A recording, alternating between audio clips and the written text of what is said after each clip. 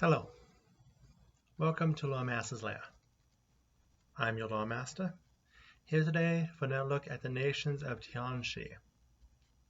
We have finished with the three main successor states and we have looked at Shenmen. So this week let's look at one more nation of what was the center of the previous empire, the nation of Songbei. Songbei, also once known by the name of Shokoro, once was known to have for having a large inland sea and was constantly flooded by surging rivers. That was until the Lord saw a Kirin sipping from the waters. This inspired the Lord to quell the flooding and kick out the native Kitsune population, and established the region as a rich farmland. For centuries, it was the breadbasket of the empire, which, when there was a united empire, was mostly okay.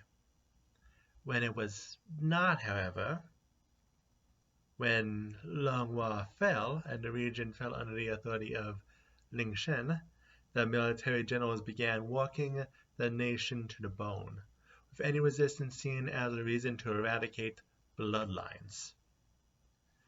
This was but the futile resistance until a Minkai samurai by the name of Akatori arrived in the area and taught those rebels how to fight.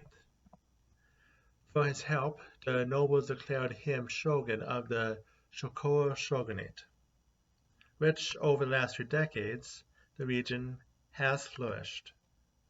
But the shogun is at the twilight of his life, and his devotion to his nation left him without time to make an heir. So many worry of what the future might hold for the nation. The largest population of people here are, like most of the successor states, Tianshu humans, as well as a decent amount of Tianming as well. Kitsune also have had a natural population here in the past, with some just living on the fringes while others have attempted to move back in. Outside of them, we have small pockets of Nagaji, Tengu, and Yaogori.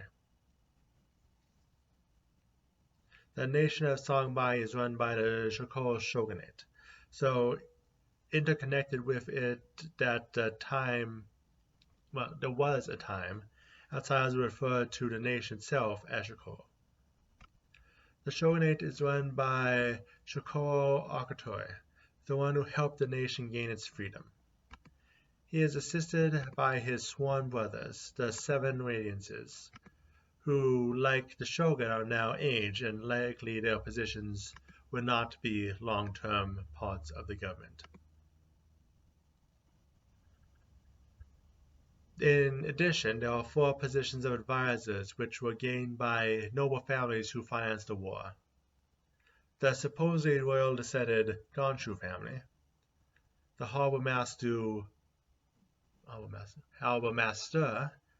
Hu family, the horse mastering Ma family, and the ceramicist of the Yi Cha family. The main culture comes from 2 sources, the Tianshu and their culture, and the Tianmen and their culture. Those who have been here since the floods were turned back and see heroism in the old empire, and those who came as part of the War of Rebellion and see that as the main historic touchstone to be worshipped. But they do mostly get along to the point they say there is no racism in the country, a statement which is a surprise to the Kitsune who have had their land taken, or the few elves who live here, or those unfortunate few who are mixed blood between the Shu and Min, and see firsthand just how accepting they are.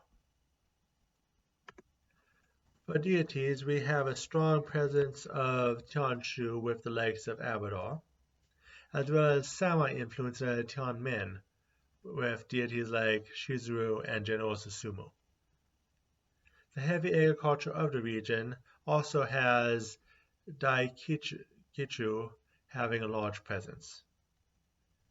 Others like Jinli, Qizong, and Pharasma can also be found in a decent number.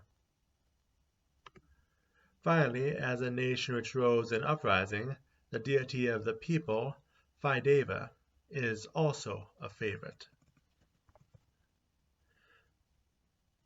On to locations.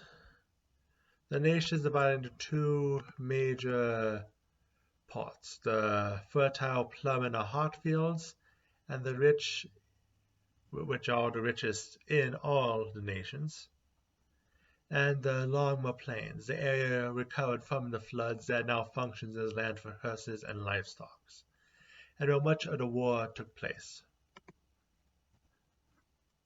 Mukinami, the nation's capital, where the center of all things is found, and rare rumors say that the Gonsun clan controls everything in the shadows. In addition, the Hu clan controls all shipping in Dragon Eel Port. Finally, Gaobai, on the border with Lingshen, is the nation's largest trade hub. And that brings us to the end of today's video. Nice break while news of new books continues to come out. Next week is the anniversary of the channel, but I do not have anything major planned this year. Just 3 typical videos and 2 of me just doing my own thing. But as for next week, we have a God video in the works, so I'll see you then.